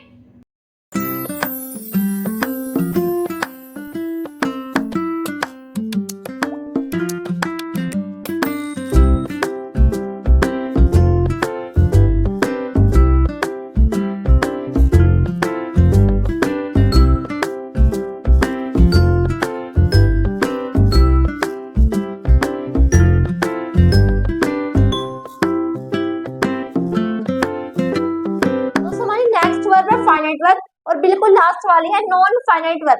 दोस्तों अभी तक हमने कितनी वर्ब सीखी है, अभी तक हमने दोस्तों 10 वर्ब सीख ली ना। तो उन 10 वर्ब में से केवल दोस्तों 2 वर्ब ऐसी हैं जिनकी अलग से पहचान है, जिनका अलग से खुद का टॉपिक है। जैसे मान लो आपको ट्रांजिटिव सीखना है, या फिर मान लो आप इंग्लिश की मार्केट के अंदर गए ट्रांजिटिव वर्ब सीखने, तो उसकी आपको अलग से दुकान नहीं मिलेगी, यानी कि उसका अलग से टॉपिक नहीं है, आपको वो वर्ब की दुकान के अंदर ही मिलेंगी। लेकिन इन 10 वर्ब में से दोस्तों मॉडल वर्ब और एक ये नॉन फाइनाइट वर्ब, ये दोनों दोस्तों एक ऐसे टॉपिक है जिनकी अपनी अलग से दुकान है, जो वर्ब के अंदर भी मिलेंगे, जिनकी अलग से अपनी पहचान भी है। क्योंकि ये दोनों टॉपिक दोस्तों इतने मेन है, मतलब इंग्लिश के लिए बहुत ज्यादा मेन होते हैं, नॉन फाइनाइट नहीं, लेकिन मॉडल वर्ब इंग्लिश स्पीकिंग के लिए दोस्तों बहुत ज्यादा मेन होता है, ठीक है। तो पहले बता रही हूँ कि मॉडल वर्ब, इन्हें मॉडल्स भी कह देते हैं, और नॉन फाइनाइट वर्ब, दोनों के अलग से टॉपिक है। ये टॉपिक दोस्तों हमारा थोड़ा बड़ा खींचेगा, इसलिए जब हम इस पे आए ना तो पूरा कंसंट्रेशन अपना यहीं पे रखना है, ओके। अब हम देखो दोस्तों हमारी 9th क्या है, फाइनाइट वर्ब। दोस्तों देखो मैं आपसे ये कहूँ कि हमने भी तो जितनी भी वर्ब पढ़ी ना, या फिर इंग्लिश ग्रामर का जो दिल था, यानी कि जो वर्ब थी, वर्ब हर इंग्लिश के सेंटेंस के अंदर यूज होती है। एक रूल मान लो, या फिर एक यूनिवर्सल ट्रूथ, सार्वभौमिक सत्य मान लो कि हर वर्ब सब्जेक्ट के अकॉर्डिंग चेंज होती है। एक सेंटेंस के जो वर्ब होती है ना, वो according to subject, according to tense हमेशा चेंज होती है। जब भी तो वर्ब की फॉर्म्स बनी है ना, वर्ब की कितनी फॉर्म होती है, 5 होती है, first, second, third, fourth, fifth. दोस्तों देखो कभी फर्स्ट आ जाती है, कभी फिफ्थ आ जाती है, कभी फोर्थ आ जाती है, कभी सेकंड आ जाती है, और कभी कभी थर्ड भी आ जाती है। तो ये वर्ब की 5 फॉर्म दोस्तों आती रहती है, कभी पहली आ जाएगी, कभी 5वीं आ जाएगी। क्यों आती है ये अकॉर्डिंग टू सब्जेक्ट आती है। भाई देखो मैंने आपको बताया नहीं था कि अगर पर्सन सिंगुलर होगा तो पहली लगा दो, अगर पर्सन हमारा प्लूरल है तो पहली लगा दो, अगर पर्सन सिंगुलर हो गया तो 5वीं लगा दो। तो वर्ब दोस्तों एक ऐसी चीज है जो सेंटेंस के अंदर सब्जेक्ट, टेंस, इनके अकॉर्डिंग चेंज होती रहती है। और दुनिया की हर वर्ब दोस्तों फाइनाइट वर्ब होती है, यानी कि अभी तक मैंने जितनी भी आपको 8 वर्ब पढ़ाई है ना, सारी की सारी दोस्तों हमारी कौन सी वर्ब है, फाइनाइट वर्ब है, केवल मॉडल वर्ब को छोड़कर, ठीक है। ऐसी वर्ब जो कार्य भी वर्ब का करे, यानी कि जो किसी काम का करना है, होना ही पता है, और जिनकी शक्ल भी वर्ब जैसी हो, वो हमेशा चेंज होगी। तो अभी तक हमने जितनी वर्ब पढ़ी ना, केवल मॉडल को छोड़कर सारी वर्ब दोस्तों हमारी फाइनाइट वर्ब होती हैं, क्योंकि वर्ब का काम होता है, वर्ब की पहचान ही ये है कि जो सब्जेक्ट टेंस के अकॉर्डिंग चेंज हो जाए। जो वर्ब सब्जेक्ट टेंस के अकॉर्डिंग चेंज नहीं हो रही है, वो हमारी वर्ब ही नहीं है, ठीक है। तो फाइनाइट वर्ब क्या होती है, ऐसी वर्ब दोस्तों जो चेंज हो जाए नंबर के अकॉर्डिंग, नंबर यानी कि सिंगुलर, प्लूरल, जेंडर के अकॉर्डिंग, सब्जेक्ट के अकॉर्डिंग, टेंस के अकॉर्डिंग, पर्सन के अकॉर्डिंग, इनके अकॉर्डिंग क्या हो जाए, चेंज हो जाए। ठीक है, जैसे देखो भाई, Raman plays football, Raman football खेलता है, तो रमन द्वारा क्या किया जा रहा है, खेला जा रहा है। खेलना हमारी क्या हो गई, वर्ब हो गई। ठीक है, अब देखो यहाँ पर प्लेज यानी कि वर्ब की फिफ्थ फॉर्म लगी है, वर्ब की फर्स्ट फॉर्म में एस लगा दिया ना हमने। लेकिन दोस्तों मैं अगर रमन को हटाकर यहाँ पे मैं वी लिख दूंगी ना, क्या लिख दूंगी, वी लिख दूंगी, तो इस प्लेज को भी प्ले होना पड़ेगा, क्योंकि आपको पता है था कि अगर पर्सन हमारा बहुवचन है तो वर्ब की फर्स्ट फॉर्म का यूज होगा। ठीक है, तो ये कैसी वर्ब है जो सब्जेक्ट के अकॉर्डिंग चेंज हो रही है। ठीक है, तो इस वर्ब को हम क्या कह देंगे, इस वर्ब को हम फाइनाइट वर्ब कह देंगे। अभी तक मैंने दोस्तों आपको जितनी भी वर्ब पढ़ाई है ना, अब मुझे बताओ ये कौन कौन सी है। ये हेल्पिंग है, बिल्कुल भी नहीं है। ये मेन वर्ब है, हाँ है, क्योंकि खेलना एक्शन किया जा रहा है। ये ट्रांसिटिव है, इसका ऑब्जेक्ट है, देखो यहाँ पे ये रहा ऑब्जेक्ट, रमन क्या खेलता है, यानी कि रमन जो खेल रहा है उसका इफेक्ट किससे पड़ रहा है, फुटबॉल पे, तुम्हारी ट्रांसिटिव है। ठीक है, अब आगे देखो दोस्तों, he went to school, sorry he went to London, वह लंदन गया। ठीक है, दोस्तों यहाँ पे देखो उसने क्या कार्य किया है, उसने जाने का कार्य किया है, तो वेंट हमारी क्या हो गई, वर्ब हो गई। अब मैं यहाँ पे क्या कह रही हूँ, वह लंदन गया, सेकंड फॉर्म लगी यानी कि पास्ट की बात, वह लंदन गया। तो सो मान लो मुझे अब कहना है कि वह लंदन जाता है, जब तो मैं क्या करती, जब मेरा टेंस, टेंस यानी कि टाइम, टाइम यानी कि समय, जब मेरा समय था भूतकाल का यानी कि बीता हुआ, वह लंदन गया। लेकिन अब मुझे कहना है कि वह लंदन जाता है, यानी कि मुझे समय वर्तमान का बताना है। अगर वर्तमान का समय है तो या तो मैं पहली फॉर्म का यूज करूंगी या मैं पांचवी का करूंगी। अब पर्सन जो कौन सा है, पर्सन एक है, तो पांचवी का यूज करो। ठीक है, तो देखो दोस्तों यहाँ पे अगर मान लो मुझे इसका प्रेजेंट बनाना होगा ना, तो मुझे यहाँ पे गोज लिखना पड़ेगा। तो समय के अकॉर्डिंग यानी कि टेंस के अकॉर्डिंग ये चेंज हो रही है, तो नंबर, जेंडर, सब्जेक्ट, टेंस के अकॉर्डिंग जो वर्ब चेंज हो जाए उन्हें हम फाइनाइट वर्ब कहते हैं। और सारी की सारी वर्ब चेंज होती है, केवल इसे और मॉडल्स को छोड़कर। ठीक है, अब ये क्या होती है दोस्तों, देखो ये पता है टॉपिक इतना, मतलब ये इतना मुश्किल टॉपिक माना जाता है, इसके अलग से, इसका अलग से टॉपिक होता है। फिर भी मैं कोशिश करूंगी छोटों में और जल्दी आपको सिखा दूं। अब पूरा कंसंट्रेट आपको दोस्तों, कंसंट्रेशन यहीं पे रहना चाहिए, क्योंकि ये ऐरा गैरा टॉपिक नहीं है, बहुत ज्यादा मजबूत टॉपिक है। ठीक है दीदी, अब इसका मतलब क्या होता है, इसके बिल्कुल उल्टा होता है, जो चेंज ना हो, नंबर, जेंडर, सब्जेक्ट, टेंस के अकॉर्डिंग जो चेंज ना हो। तो सबको एक बात बताऊं, अभी तक हमने जितनी भी वर्ब सीखी है ना, उनकी शक्ल भी वर्ब जैसी होती है और वो कार्य भी वर्ब का करती है। वर्ब का कार्य क्या होता है, किसी काम का करना या होना बताना। लेकिन सभी वर्ब में से केवल ये एक वर्ब ऐसी है जिसकी केवल शक्ल वर्ब जैसी है, ये इसका कार्य कभी भी वर्ब का नहीं होता। वर्ब का कार्य क्या होता है, किसी काम का करना या होना बताना। ये वर्ब कभी भी किसी काम का करना या होना नहीं बताती, केवल इनकी शक्ल है ना, वो हमारी वर्ब जैसी है, इसलिए हमें इन्हें वर्ब कहना पड़ता है। ठीक है, अब ये चेंज नहीं हो रही है, तो फाइनाइट का उल्टा क्या हुआ, नॉन फाइनाइट। ऐसे देखो दोस्तों, I want to go to the store, he wants to go to the store. अब यहाँ पे देखो दोस्तों, यहाँ पे आई था तो यहाँ पे वॉन्ट है, लेकिन ही की आती वॉन्ट को वॉन्ट्स होना पड़ा, यानी कि चेंज हो रही है। ये हमारी कैसी वर्ब है, फाइनाइट वर्ब है। लेकिन दोस्तों ये गो देखो ना, गो की शक्ल वर्ब जैसे ना, गो यानी कि जाना, एक काम ही हो रहा है, जाना एक काम ही है। लेकिन दोस्तों यहाँ पे वर्ब दोस्तों हमारी ये है, ये वर्ब का कार्य नहीं कर रही। इसे, इसकी हिंदी आप बना के देखोगे ना, तो आप खुद फील करके देखना, ये जो गो है ना, ये किसी काम का ना ही कोई करना बता रही, ना ही कोई होना बता रही। ठीक है, ये तो बस टू के साथ लगी है और न वर्ब का कार्य नहीं कर रही, बस इसकी शक्ल वर्ब जैसी है, इसलिए हमने इसे क्या कह दिया, नॉन फाइनाइट वर्ब कह दिया। क्यों कहा, दोस्तों देखो, यहाँ पे आई था, यहाँ पे आई का ही हो गया, वॉन्ट का वॉन्ट्स हो गया, लेकिन गो चेंज नहीं हुई। ठीक है, तो ऐसी वर्ब जो नंबर, जेंडर, सब्जेक्ट, टेंस के अकॉर्डिंग चेंज ना हो, उन्हें हम क्या कहते हैं, नॉन फाइनाइट वर्ब कहते हैं। ओके, तो अब आपका काम है केवल सुनने का, यानी कि अब आपको जो वर्ब करनी है ना, वो वर्ब करनी है, केवल सुनने की। यहाँ पे मैं दोस्तों आपको जो भी पढ़ाऊंगी ना, केवल आपको सुनना है, सारे काम छोड़ दो, क्योंकि अगर आप इस पर ध्यान दोगे तभी आपको समझ में आएगा। ये ऐरा गैरा टॉपिक नहीं है, ये समझने के लिए बहुत मेहनत करनी पड़ेगी। ठीक है, तो अब बिल्कुल सुनना है, बिल्कुल कंसंट्रेशन से सुनना है। अब देखो जो मैं कह रही हूँ उसे ध्यान से सुनो। अभी मैंने आपको क्या कहा था, नॉन फाइनाइट वर्ब का था, जो कौन सी होती है भाई, ऐसी वर्ब जो सब्जेक्ट, टेंस यानी कि इन्हें किसी से कोई फर्क नहीं पड़ता, ये कभी भी चेंज नहीं होती, चाहे कुछ भी बदल जाए, ये कभी चेंज नहीं होती। लेकिन दोस्तों ये तीन शक्ल में चेंज नहीं होती, जब इनकी शक्ल तीन तरीके की होंगी ना, तो ये चेंज नहीं होंगी। कौन कौन सी, इन्फिनिटिव, जेरेंड और पार्टिसिपल। जब इनकी शक्ल इन तीन जैसी होंगी, कभी चेंज नहीं होंगी। यानी कि देखो, मान लो दोस्तों, अगर वर्ब की फर्स्ट फॉर्म टू के साथ आई है ना, तो वो कभी भी चेंज नहीं होगी। अगर मानो किसी टू के साथ वर्ब की फर्स्ट फॉर्म आई है, तो चाहे सब्जेक्ट, टेंस, नंबर, जेंडर कुछ भी चेंज कर लेना, ये कभी चेंज नहीं होंगी। ठीक है, और जो चेंज ना हो उन्हें क्या कहते हैं, नॉन फाइनाइट वर्ब कहते हैं। और नॉन फाइनाइट वर्ब के बारे में मैंने आपको एक बात बताई थी कि ये कभी भी वर्ब का कार्य नहीं करती, यानी कि ये कभी भी किसी काम का करना या होना नहीं बताती, केवल शक्ल के कारण हम इन्हें क्या कहते हैं, वर्ब कहते हैं। इसी तरह यहाँ पे टू प्लस है वर्ब की फर्स्ट फॉर्म, इसे बस वर्ब की शक्ल है, ये कार्य वर्ब का नहीं कर रही, ये किसी काम का करना या होना नहीं बताती। भाई जो किसी काम का करना या होना नहीं बता रहा, यानी कि जो वर्ब का कार्य ही नहीं कर रहा, तो दीदी उसे किस टॉपिक का नाम दे, उसे टॉपिक का नाम दिया जाता है दोस्तों नाउन। जब टू के साथ वर्ब की फर्स्ट फॉर्म आ जाए ना, तो वो नाउन की तरह एक्ट करता है। अब ये नाउन क्या होता है समझाऊंगी, ओके, चिंता मत करो। अब आगे देखो दोस्तों, एक होता है दोस्तों बेयर इन्फिनेटिव। मैंने अभी आपको समझाया था वर्ब की फर्स्ट फॉर्म होती है जैसे स्पीक, प्ले, वॉक, ड्राइव, ये होती है हमारी। वही दोस्तों वर्ब की फर्स्ट फॉर्म चेंज हो जाती है। अगर वर्ब की first form subject, number, gender, tense के अकॉर्डिंग चेंज हो रही है ना, तो वो वर्ब किसी काम का करना या होना भी बता रही है, यानी कि वो वर्ब का कार्य भी कर रही है। लेकिन वर्ब की फर्स्ट फॉर्म कभी कभी ऐसे भी हो जाती है कि वो चेंज नहीं होती सब्जेक्ट, नंबर, जेंडर, टेंस के अकॉर्डिंग, नहीं हो रही चेंज, तो नॉन फाइनाइट वर्ब कहेंगे। और अगर नॉन फाइनाइट कहेंगे तो याद रखना उस केस में वर्ब की फर्स्ट फॉर्म किसी काम का करना या होना नहीं बताएगी, ठीक है। ये भी उस केस में नाउन की तरह एक्ट करती है, ये नाउन की तरह एक्ट करती भी है और नहीं भी करती। जब नाउन की तरह एक्ट ना करेंगी तो हम इसे क्या कहेंगे, वर्ब की फर्स्ट फॉर्म कहेंगे, जो हमारी असली वाली वर्ब होती है। ओके, अब आगे देखिए दोस्तों जेरंड, यानी कि वर्ब की फर्स्ट फॉर्म प्लस आईएनजी। अब दोस्तों आप मुझे एक बात बताओ, वर्ब की फर्स्ट फॉर्म प्लस आईएनजी क्या होता है, प्रेजेंट पार्टिसिपल होता है। आपको बताया था ना, वो पांचों फॉर्म लिखी थी, मैंने लिखा था फोर्थ फॉर्म ऊपर प्रेजेंट पार्टिसिपल। ओके, यानी कि प्रेजेंट पार्टिसिपल होता है वर्ब की फर्स्ट फॉर्म प्लस आईएनजी।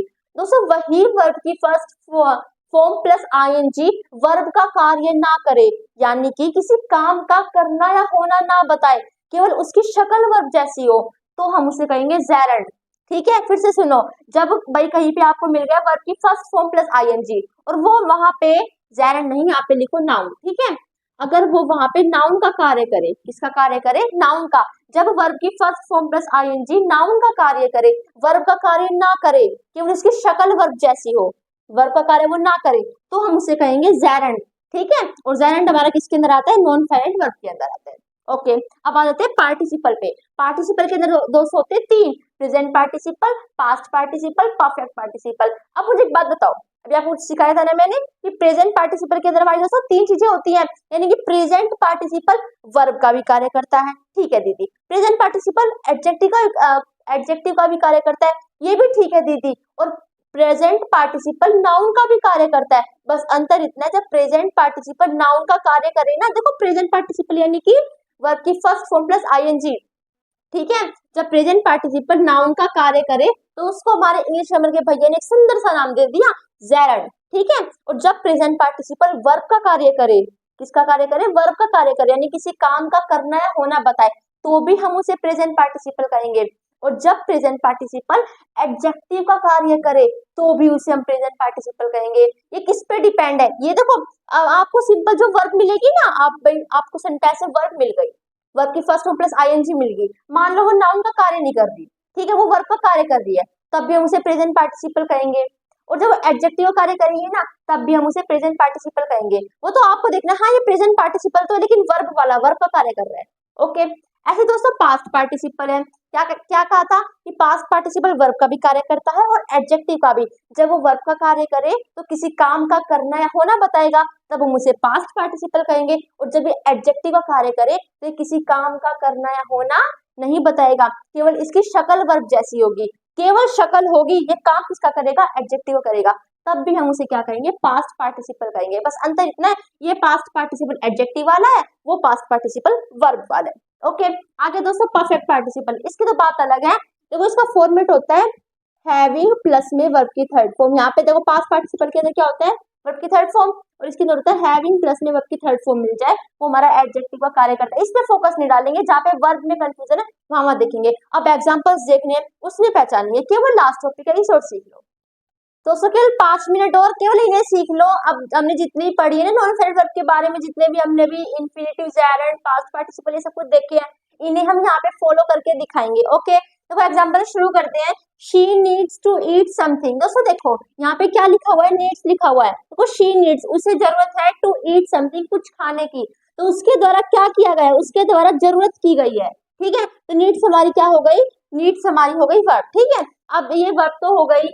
अब देखो दोस्तों, यहाँ पे नीड्स है, मैं शी की जगह वी लगा दूंगी ना, शी की जगह मान लो अगर मैंने वी लगा दिया तो इस नीड्स को नीड होना पड़ेगा। तो ये एक ऐसी वर्ब है जो अकॉर्डिंग टू सब्जेक्ट चेंज हो रही है, और हर वर्ब चेंज होती है, वही ये कर रही है, तो ये हमारी असली वर्ब है, वर्ब का कार्य भी कर रही है और वर्ब भी है, ठीक है। लेकिन दोस्तों यहाँ पे ईट देखो, यहाँ पे आप शी का वी भी बना दोगे ना तो नीड्स का नीड हो जाएगा, नीड हो जाएगा, लेकिन ईट चेंज नहीं होगा, क्यों? क्योंकि ईट टू के साथ है, टू प्लस में वी1, ठीक है। तो ऐसी फॉर्म में ये चेंज नहीं होते और इन्हें हम क्या कहेंगे, नॉन फाइनाइट वर्ब कहेंगे। नॉन फाइनाइट वर्ब का कौन सा पार्ट है, ये इंफिनिटिव पार्ट है, ठीक है। बस इसकी शक्ल देखो, शक्ल इसकी वर्ब जैसी है ना, कार्य इसका वर्ब का नहीं है, कार्य तो वर्ब को ये कर रही है, और सेंटेंस में तो कार्य एक ही करेगा वर्ब का, क्योंकि वर्ब तो एक ही होती है, ये वर्ब का कार्य नहीं कर रही, इसकी शक्ल वर्ब जैसी है।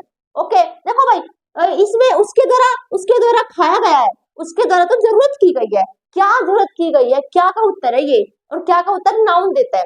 ओके आगे देखो दोस्तों, यू मस्ट लीव। अब दोस्तों देखो, मुझे एक बात बताओ, मैंने आपको थोड़ी देर पहले एक बात कही थी कि हमेशा मॉडल्स के बाद वर्ब की फर्स्ट फॉर्म आती है, तो वही रूल यहाँ पे लागू हो रहा है, मॉडल के बाद वर्ब की फर्स्ट फॉर्म आ रही है, और ये हमारी पता है कौन सी वर्ब है, ये हमारी है मेन वर्ब, ये बात ध्यान रखना है, हमारी मेन वर्ब ही है, क्यों भाई, सब जानते हैं हमेशा मॉडल के बाद मेन वर्ब की फर्स्ट फॉर्म आती है, तो वही रूल यहाँ पे अप्लाई हुआ है भाई, तुम्हें अब जाना चाहिए, ठीक है। लेकिन किसी ने पता है क्या कह दिया, भाई यहाँ पे आप यू का आई कर लो, शी कर लो, ही कर लो, दे कर लो, लीव चेंज नहीं हो रही, तो इसे पता है किसका नाम टेक दिया, इसे नाम हमने इसे नाम रख दिया बेयर इन्फिनिटिव।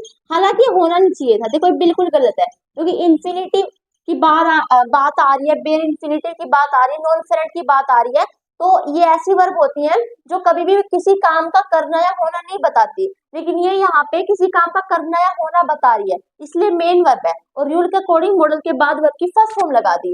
लेकिन ये कह दिया गया कि भाई हाँ वर्ब की फर्स्ट फॉर्म है, चेंज नहीं हो रही है, तो नॉन फेरेंट कह दो, ठीक है। तो हम इसे नॉन फेरेंट भी कह देते हैं, कोई कोई इसे नॉन फेरेंट का बेयर इन्फिनिटिव भी कह देता है, और कोई कोई इसे मेन वर्ब की फर्स्ट फॉर्म भी कह देता है, दोनों ही ठीक है, कोई गलत नहीं है, लेकिन मेन फोकस हम किस पे रखेंगे, ये हमारी मेन वर्ब की फर्स्ट फॉर्म है, ठीक है। असली बेयर इन्फिनिटिव पता है कौन सा है, ये वाला है, ही मेड मी क्राई, उसने मुझे रुला दिया, उसने क्या कार्य किया है, रुलाने का कार्य किया है, तो हमारी मेड तो गई वर्ब।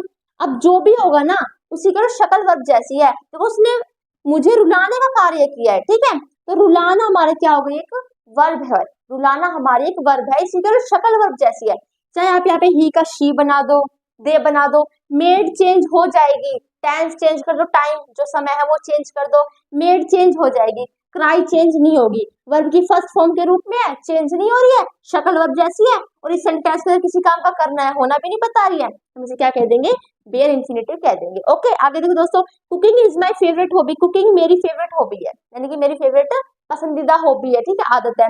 अब मुझे एक बात बताओ, मैंने आपको क्या कहा था दोस्तों, इंग्लिश ग्रामर का पैटर्न होता है, पहले आता है सब्जेक्ट, फिर आती है वर्ब, और फिर आता है ऑब्जेक्ट, ठीक है। अब यहाँ पे पहले होगा सब्जेक्ट ऑब्वियसली, फिर होगी वर्ब, और फिर क्या होगा, हमारा ऑब्जेक्ट होगा, तो ऐसे यहाँ पर दोस्तों देखो, यहाँ पे हमारा सब्जेक्ट वर्ब, अब देखो यहाँ पे हमारा सब्जेक्ट तो है, लेकिन इसकी शक्ल सेम एज वर्ब जैसी है, ऐसे मैंने कहा कुकिंग मेरी फेवरेट हॉबी है, तो फेवरेट होने का कार्य कौन कर रहा है, कुकिंग कर रही है, कुकिंग मेरी फेवरेट हॉबी है, फेवरेट हॉबी होने का कार्य कौन कर रहा है, कुकिंग कर रही है, कार्य करने वाला कौन होता है, सब्जेक्ट होता है, कुकिंग हमारा हो गया सब्जेक्ट। एक सेंटेंस के अंदर दोस्तों सब्जेक्ट केवल दो टॉपिक बन सकते हैं, या तो फिर नाउन सब्जेक्ट बन सकता है, या तो फिर प्रोनाउन सब्जेक्ट बन सकता है।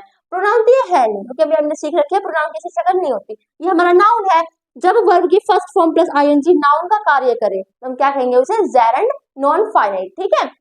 यहाँ पे दोस्तों इज चेंज हो जाएगा, आप इसका टाइम चेंज कर दो, वॉज कर दो, ठीक है, तो यहाँ पे इज भी चेंज हो सकता है, लेकिन कुकिंग कभी भी चेंज नहीं होगा। ये हमारा क्या है, वर्ब की फर्स्ट फॉर्म प्लस आईएनसी तो है, लेकिन जेरेंड फॉर्म में है, ये प्रेजेंट पार्टिसिपल फॉर्म में क्यों नहीं है, क्योंकि यहाँ पे नाउन का कार्य कर रहा है। ओके आगे देखो दोस्तों, don't try to catch a running bus, कभी भी कोशिश मत किया करो एक भागती हुई बस को पकड़ने की कोशिश मत किया करो। तो यहाँ पे तो देखो कि हमसे क्या काम करने की बात की जा रही है, कोशिश करने की, तो यहाँ पे हमारी क्या हो गई, वर्ब हो गई, टू प्लस में कैच, टू प्लस में वर्ब की फर्स्ट फॉर्म इन्फिनिटिव हो गया, जेरेंड हो गया। अब यहाँ पे दोस्तों यहाँ पे ध्यान देना, आर रनिंग बस, पहले मैं आपको ये बता देती हूँ नाउन और एडजेक्टिव क्या होता है। दोस्तों देखो नाउन होता है इस दुनिया में आप जिस भी चीज को नाम दे सको ना उसे हम नाउन कहते हैं। एडजेक्टिव क्या होता है, भाई अब हम नाउन है क्योंकि हमारा नाम है, हमारी कुछ खासियत भी तो होंगी ना।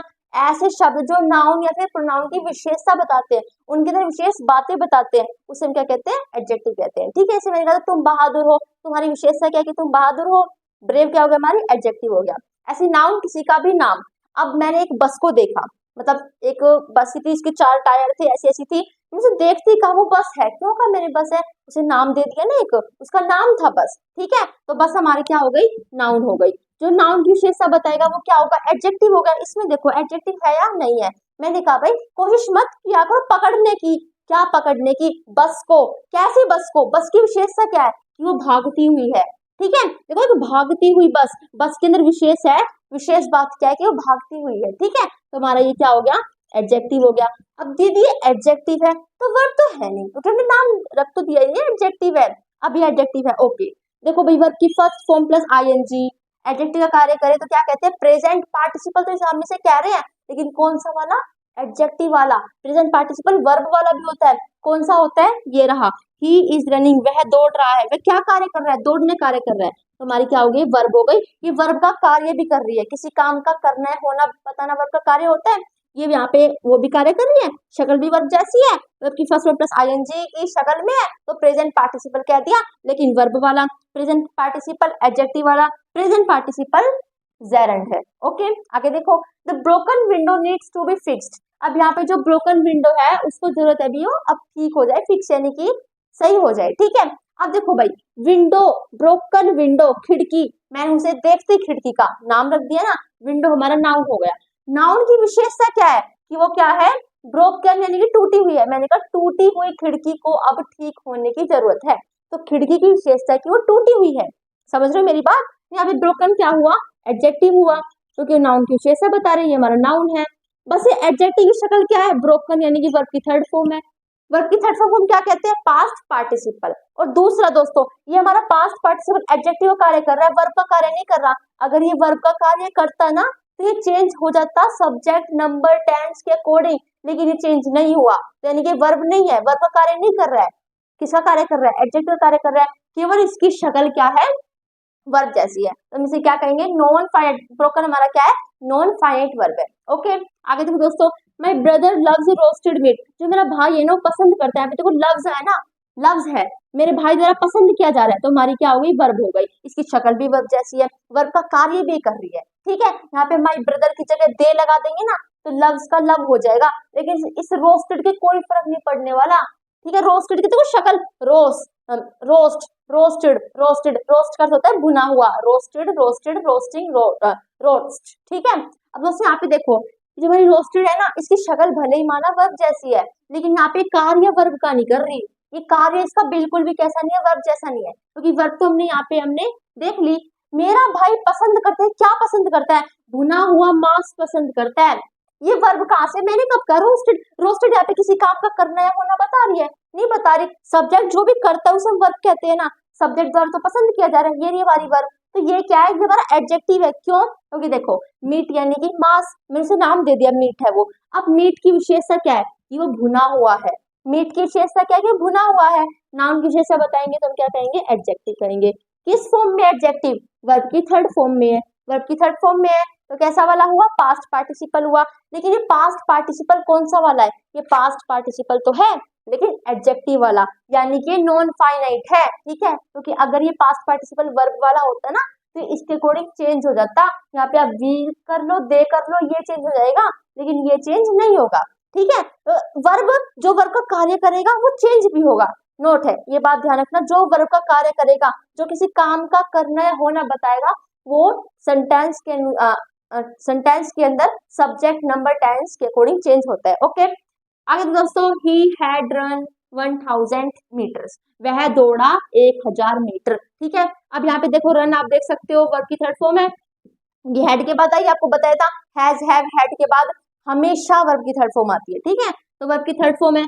अब उसके द्वारा क्या किया गया है? उसके द्वारा दौड़ा गया है, तो हमारी क्या हो गई? वर्ब हो गई। वर्ब की थर्ड फॉर्म में है तो पास्ट पार्टिसिपल, लेकिन कौन सा वाला पास्ट पार्टिसिपल है? ये है तो पास्ट पार्टिसिपल वर्ब की थर्ड फॉर्म वाला। ठीक है, आगे देखो दोस्तों, having finished the report she submitted it. इसका तो कोई मेन रोल नहीं है, हैविंग के बाद वर्ब की थर्ड फॉर्म आ गई, परफेक्ट पार्टिसिपल नाम है इसका, नॉन इंफिनिट हमारी वर्ब है। क्यों है ये नॉन इंफिनिट वर्ब?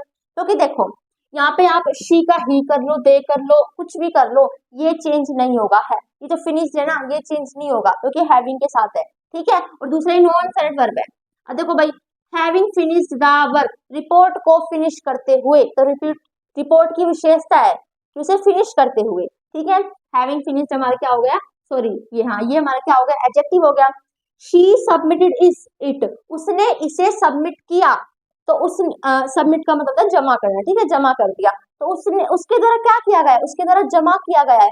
और जो सब्जेक्ट करता है उसे हम क्या कहते हैं, वर्ब कहते हैं। ये रही हमारी वर्ब, इसकी केवल शक्ल याद रखना, इसकी केवल शक्ल वर्ब जैसी है, ये कार्य वर्ब जैसा नहीं कर रही। और जो कार्य वर्ब जैसा नहीं करेगा वो सब्जेक्ट, टेंस, नंबर, जेंडर के अकॉर्डिंग चेंज नहीं होगा, और जो चेंज नहीं होगा वो कहलाएगा नॉन इंफिनिट वर्ब। दोस्तों आशा करते हैं आपको सारे समझ में ये आ गए होंगे। दोस्तों कॉन्ग्रेचुलेशंस, हमारी वर्क का सारा टॉपिक कंप्लीट हो चुका है। एंड दोस्तों आपको डिस्क्रिप्शन के अंदर कुछ सवाल मिलेंगे, कुछ क्वेश्चंस मिलेंगे, कुछ वर्क से ही रिलेटेड है, उनके आंसर आपको देने हैं। जिसका मन करे कमेंट सेक्शन में दे देना, जिसका ना करे नहीं देना। वरना अगर मान लो किसी को आंसर नहीं भी आ रहा है तो मैं तो डिस्क्रिप्शन में साथ ही साथ आंसर भी लिख दूंगी, जो भी नहीं हो पा रहा है सॉल्व उसका आंसर भी आप दे सकते हो, ठीक है। हमने इतनी सारी वर्क सीखी है तो कुछ प्रैक्टिस भी तो बनती है ना। तो आशा करती हूँ आपको यहाँ तक वर्क सारी समझ में आ गई होंगी। अगर सब कुछ समझ में आया है ना, वर्क अच्छी समझ में आई है, तो वीडियो को लाइक कर देना और अपने दोस्तों के पास शेयर कर देना। एंड भूलो मत, हमारा अभी इंटरजेक्शन रहता था। अब इंटरजेक्शन क्या होता है दोस्तों, तो मैंने कहा था ना दोस्तों, शुरू में नहीं भी कहा तो अब कह रही हूँ, हम माना इन दोनों चीजों में डिफरेंस नहीं है, लेकिन ऐसे सीखेंगे, इस तरीके सीखेंगे कि हाँ ऐसे लगेगा कि एक घर से ही है। दीदी कैसे लगेगा कि ये एक घर से ही है? देखो मैं बताती हूँ। वर्ब क्या होती है, सब्जेक्ट जो भी कार्य करता है हम उसे वर्ब कहते हैं। वर्ब क्या होती है, सब्जेक्ट जो भी कार्य करता है हम उसे वर्ब कहते हैं। कार्य करने के बाद कई बार सब्जेक्ट को वो कार्य अच्छा लगता है तो कहता है वाओ, कई बार एकदम से अच्छा ही लगता है, उप्स, बिल्कुल मतलब दुखी हो जाता है, ऐसे करता है, ठीक है। फिर से सुनो, सब्जेक्ट जो भी कार्य करता है उसे हम वर्ब कहते हैं। और कई बार कार्य करने के बाद सब्जेक्ट को वो कार्य अच्छा भी लगता है, नहीं भी अच्छा लगता है, उसे वो कार्य कैसा कैसा लग रहा है उसमें वो अपनी फीलिंग्स को शो करता है, और उन्हीं फीलिंग्स को शो करना हमारे इंटरेक्शन कहलाते हैं, ठीक है। ऐसे मान लो मैंने कोई चीज देखी तो मैंने देखने कार्य तो कर लिया, देखना यानी कि वर्ब हो गई, ओके। अब देखने के बाद मुझे चीज अच्छी लगी है तो मैं क्या कहूंगी, वाओ। बुरी लगी है तो मैं यू, ठीक है। मानो मैं दुखी हूं तो मैं क्या कहूंगी, उप्स, है। यानी कि ऐसी चीज जिसमें अपनी फीलिंग्स को शो करते हैं। हमें दर्द होता है तो हम यू, मतलब ऐसे तरीके से अपने फीलिंग्स को शो करते हैं ना, उन्हें क्या कहते हैं, इंटरजेक्शन कहते हैं। यहाँ पे आपको दोस्तों कुछ इंटरजेक्शन दिख रहे होंगे, इन्हें एक बार पढ़ लेना। इंटरजेक्शन इंग्लिश ग्रामर के अंदर इसका कुछ भी नहीं है, केवल इसकी डेफिनेशन समझ लो। हाँ बस सामने आपको शब्द दिख गया तो हाँ ये समझ लो, अच्छा ये इंटरजेक्शन यानी कि हमारी जो फीलिंग्स को हम शो कर रहे हैं, हर छोटी बात पे जो भी हम अपने एक्सप्रेशन दिखा रहे हैं उन्हें हम क्या कहते हैं, इंटरजेक्शन कहते हैं, ठीक है। तो आशा करती हूँ आपको सारा समझ में आ गया होगा। आज की वीडियो के अंदर हमने वर्क और इंटरजेक्शन के बारे में सीखा। फोर्थ वीडियो हमारी कंप्लीट हो चुकी है। एंड दोस्तों वीडियो अच्छी लगी तो लाइक कर देना, सबके पास शेयर कर देना, एंड चैनल को दोस्तों सब्सक्राइब कर देना ताकि आगे की जो वीडियो जाएंगी उनकी नोटिफिकेशन आपके पास पहुंच जाए। एंड जिसने वीडियो एंड तक देखी है बहुत बहुत बहुत बहुत बहुत धन्यवाद। Thanks for watching my video. तब तक के लिए जय हिंद, जय भारत, और आप अपने घर पर खुश रहो, स्वस्थ रहो।